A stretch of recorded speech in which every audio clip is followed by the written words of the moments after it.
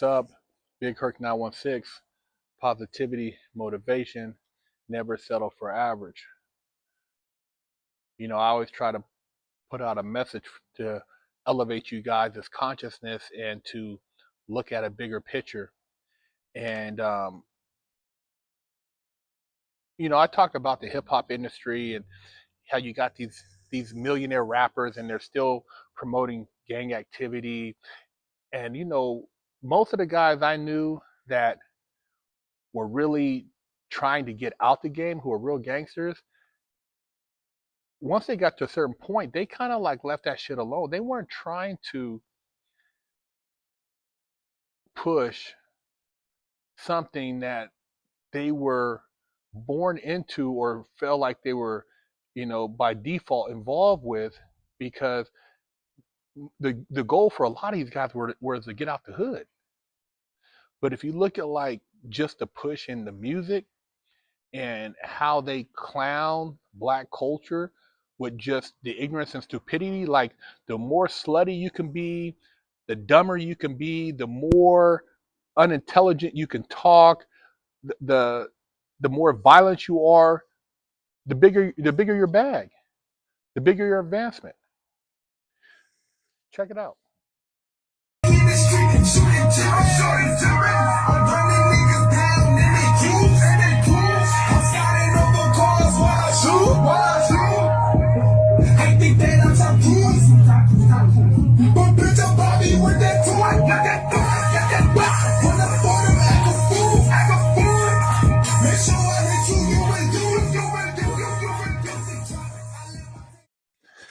So when I see shit like that, right, and I think about these young men who want to be successful so bad or make it so bad, you know, it's gotten to a point now where they just they embrace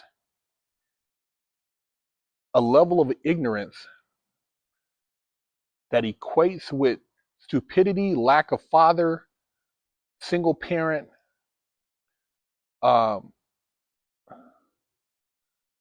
no education. That's the pluses of whether or not we can control, manipulate, and push this artist to the next level.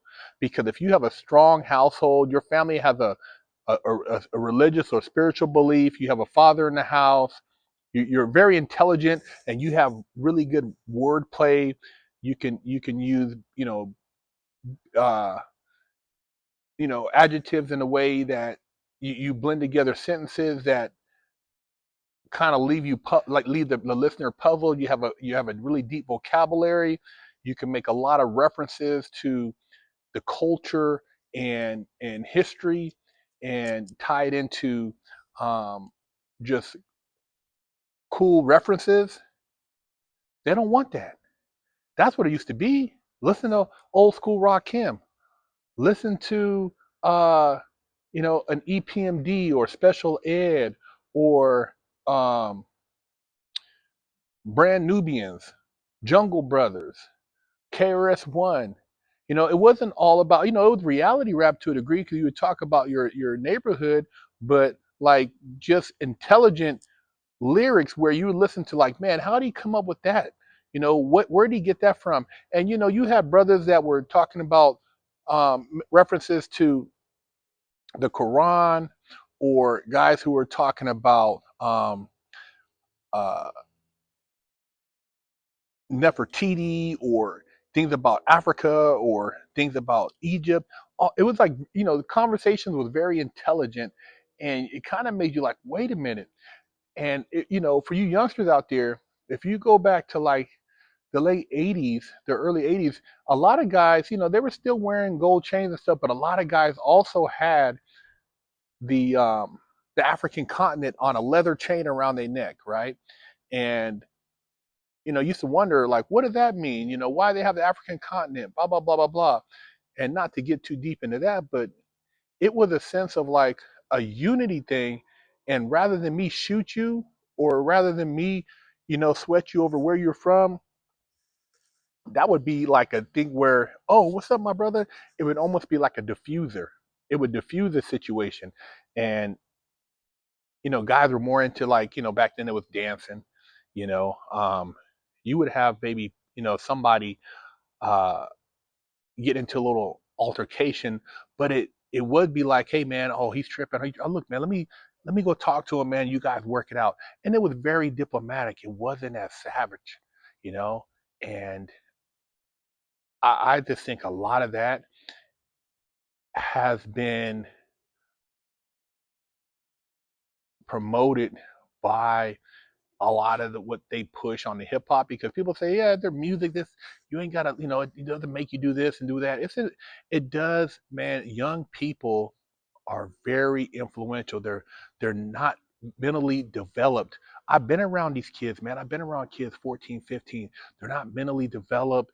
They've done things that they assumed because they were, in the situation, been in group homes, mom was abusive, stepfather maybe beat him, dude was in a he was, maybe molested.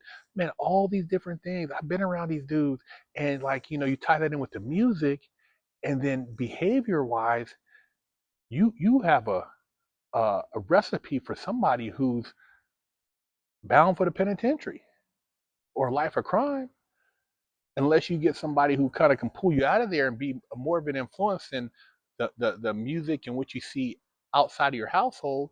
But I don't know, man. It's just like they to a degree, the entertainment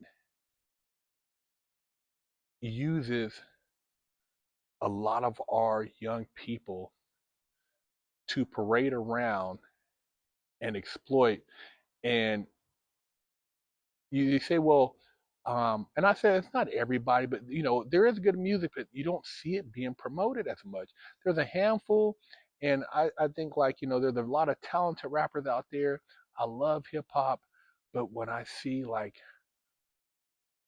some of these guys and they say, man, well, they said if I didn't, come out with this song, or they take this off the album, or they take this off of, the track, whatever, because they didn't like what I said there. And this shit is all by design, man. This was all by design. I remember when I started trying to be a rapper when I was a young kid, and I remember one time I came up with this design and I'm rapping and doing this, and my mom was like, we have moved to Huntington. She's like, you ain't gonna be doing that over here. I'm like, Mom, but I think I got some skills, blah, blah, blah. I'm rapping, these little kids are liking. I'm kind of like trying to emulate Easy E. And I had already been to juvenile hall and all this stuff. So I'm like, got a little gangster flavor. And she's like, nah, you're not pushing that. And I'm like, well, but it's not real. I'm not living it. It's just a song. And that's a lot of people can't, distinguish, make the distinction, excuse me, between reality and fake, or reality and entertainment. Entertainment, you watch a movie, okay, blah blah blah, it's over with, you go home, normal life. Music has a different impression though, because it's a beat. And I always think about that, man. What if I would have been rapping? But who knows? That industry's so dark. Who knows? Not having, I didn't have anybody guiding me. I'm just trying to do what I see them doing on MTV Raps. MTV Raps was the thing back then. But yeah, my mom was like, man, you're not gonna be cussing and talking like that, man. Who you think you're gonna, I had a little demo tape. Nah, she wasn't going for it. And now I look, man, them dudes is doing stuff, man, and they, bagging their whole family up, with difference. But look at all the shit that comes with it.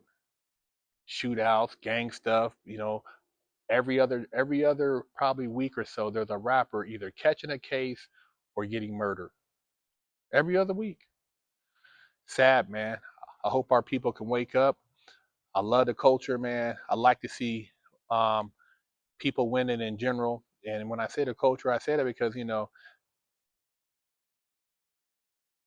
young men that look like me, I know a lot of times feel some kind of way, and we gotta get bigger than that. We gotta get past that so we can grow and elevate. And it's not just, I know it's not just a black thing. There's a lot of young white kids out there who ain't got their dads, Mexican kids, Asian kids, maybe step parents.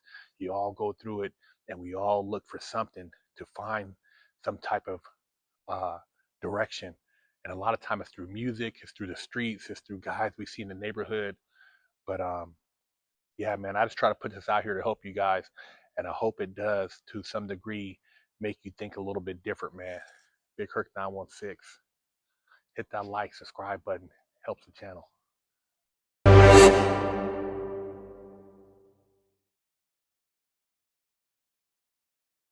What's up? BigHerc916, and I would like to introduce you to Little Herc's Big Lessons. My wife and I decided to come out with a children's book series that encourages young children to be strong, to make good choices, and also teach valuable lessons. Lesson 2, Speak with Strength. At school, Little Herc's classmate Maria looked upset. The bigger kids were teasing her about her artwork. Hey, Little Herc said, stepping forward, Maria's art is awesome. Let's show some respect. The bigger kids shuffled their feet and walked away. Maria smiled at Little Herc. Thanks, Herc. You're always brave enough to stand up for what's right. Little Herc felt proud. Speaking up is what strong people do. You can pick up the book, link in the description, share it with your kids, and teach them valuable lessons. Never settle for average. Go to BigHerc916.com and pick you up a hat. Officially, I only got one real spanking my entire life.